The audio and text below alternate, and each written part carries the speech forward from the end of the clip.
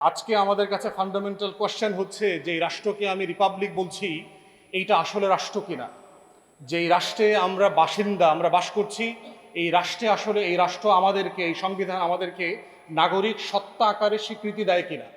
দিলে বিচারের দাবি নিয়ে জেলায়, উপজেলায়, বিভাগীয় শহরে মহাসমাবেশ করা লাগতো না, জাতীয় পর্যায়ে সেমিনার করা লাগতো না। প্রবন্ধক তাজুল ভাই গুরুত্বপূর্ণ সবগুলো কথা বলে ফেলেছে। দেখেন, বিচার বলতে আমরা কি বুঝাচ্ছি? দুইটা জিনিস বুঝাচ্ছি। একটা হচ্ছে যারা ফৌজদারি অপরাধ করেছেন তাদের বিচার, এর ভিতরে রাজনৈতিক দলের, আওয়ামী লীগের বিভিন্ন দলের নেতাকর্মীরা আছেন, এর ভিতরে প্রশাসনিক লোকজন আছেন। আর দ্বিতীয়ত হচ্ছে আওয়ামী লীগের দল আকারে আমরা বিচার চাচ্ছি, দুইটা বিচার চাচ্ছি। এখন এই দুই বিচারের জায়গাতেই বলা হচ্ছে যে যুক্তিটা আসতেছে আওয়ামী লীগের তো লক্ষ লক্ষ কোটি কোটি মানুষ, তারা কি অন্যায় করছে, তারা কি খুন খারাপি করছে।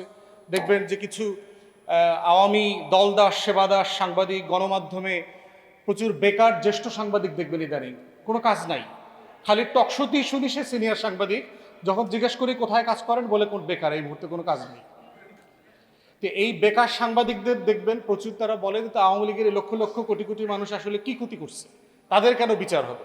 হাসিনার বিচার হয়ে গেছে, আরও এই নেতাকর্মীদের বিচার টিচার হইলেই হয়। এবং এটা বলবার মধ্য দিয়ে যেটা হচ্ছে যে বিচারিক প্রক্রিয়াটাকে, বিচারটাকে সেলফ প্রশ্নবিদ্ধ করা হচ্ছে।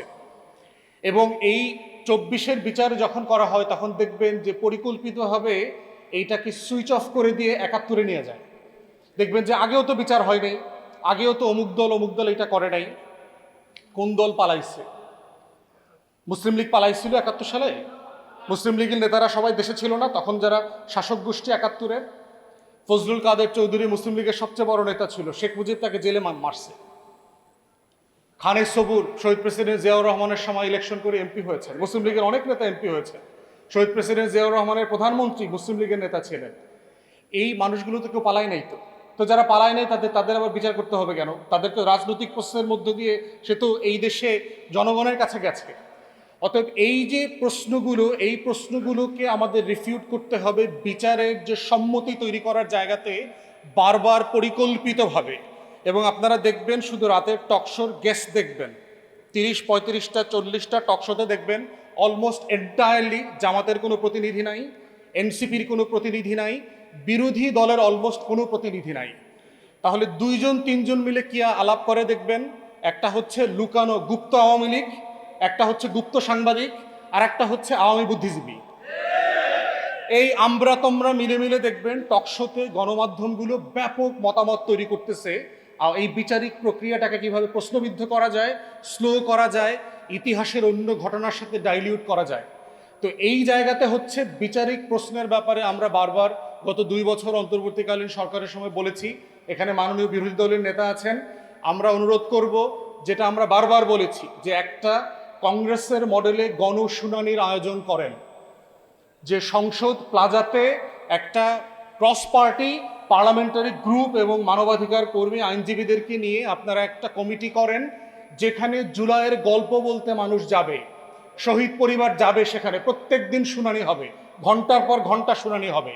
এবং আওয়ামী লীগ কী জিনিস সেটা বিটিভিতে লাইভ সম্প্রচার করে টেলিভিশনগুলোতে বলতে হবে, বুঝাইতে হবে। আপনি পুরো জুলাইয়ের সময়গুলোতে দেখেন টেলিভিশনে অলমোস্ট জুলাইয়ের কোনো প্রোগ্রাম নাই। জুলাই শহীদদেরকে আপনারা কোনো টকশোতে, কোনো ইন্টারভিউতে দেখবেন না। এই যে এই ঘটনাগুলো কিন্তু কাকতালীয় না। আমরা যারা গণমাধ্যমের চরিত্র বাংলাদেশে জানি, তাদের খতিয়ান আমলনামা জানি, তাদের মালিকানা সম্পর্কে জানি, এগুলো পরিকল্পিতভাবে করা হচ্ছে। আমরা জানি কোথায়, কোন হোটেলে, কোন কোন সাংবাদিক, টকশো হোস্ট, গেস্টরা মিলে একসাথে কোন কোন রাতে মিটিং করে, এগুলো আমরা জানি, আমাদের কাছে ছবিও আছে। অতএব এই কালচারাল ফ্যাসিজমকে যদি আমরা কালচার দিয়ে পাবলিক কনসেন্ট তৈরি করবার মধ্য দিয়ে বিচারিক প্রক্রিয়াকে হেল্প করতে না পারি, শুধুমাত্র বিচারিক প্রক্রিয়া চলবে না, বিচারিক প্রক্রিয়ার দাবিটা থেমে যাবে। তাই আমরা অনুরোধ করব বিরোধী দলের নেতারা যারা আছেন এখানে, দয়া করে সংসদে এটা রেজ করবেন। আমরা কংগ্রেসের মডেলে গণশুনানি চাই, যেখানে 24-এর সকল স্টেক হোল্ডার, যেই সন্তানের মাথায় 7.62 মিলিমিটারের বুলেট ঢুকেছে, সেই সন্তানের বাবার কান্না আমরা দেখতে চাই পাবলিকলি, মায়ের কান্না দেখতে চাই। যারা সিডিআই করে দেওয়ার আলোচনা করতেছে, শাওনদের এত দুঃসাহস কোত্থেকে হয়? কারণ শহীদদের গল্পগুলো মুছে দেওয়া হয়েছে। 1400 শহীদদের কোনো আমলনামা নাই, তাদের কোনো জীবনী নাই, অথচ দেখবেন এর ভিতরেও নাটকীয়ভাবে দেখবেন এইগুলোকে গণমাধ্যমে প্রত্যেকদিন টকশোতে আলোচনা। শাওনের কি কথা বলার অধিকার নাই? দেখবেন আমাদেরকে প্রশ্ন করে, আপনারাই তো জুলাই বলেছেন যে সবাই কথা বলতে পারবে, তাহলে শাওন কি কথা বলতে পারবে না? তার মতামত সে দিতে পারবে না? মানে গণহত্যার পক্ষে সম্মতি দেবার জন্য মত প্রকাশের স্বাধীনতা যে সাংবিধানিক অধিকার, সেইটা প্রতিষ্ঠার জন্য সবাই মিলে চেষ্টা করছে, কিন্তু আমরা ফ্যাসিবাদকে কালচারালি, পলিটিক্যালি, জুডিশিয়ালি ফেস করবার জন্য সাফিসিয়েন্টলি সেটা একমত হয়ে এই কাজগুলো করতে পারছি না। তো কালচারাল ফ্যাসিবাদের এই লড়াইটাকে অ্যাড্রেস না করে শুধুমাত্র বিচারিক ফ্যাসিবাদের মুখোমুখি হওয়া যাবে না। এটা কয়দিন পর দেখবেন আমার কালেকটিভ মেমোরি থেকে এটা হারিয়ে দেবার চেষ্টা চলছে। তাই সেই লড়াইটা আসেন সবাই মিলে করি। সবাইকে অসংখ্য ধন্যবাদ। আসসালামু আলাইকুম।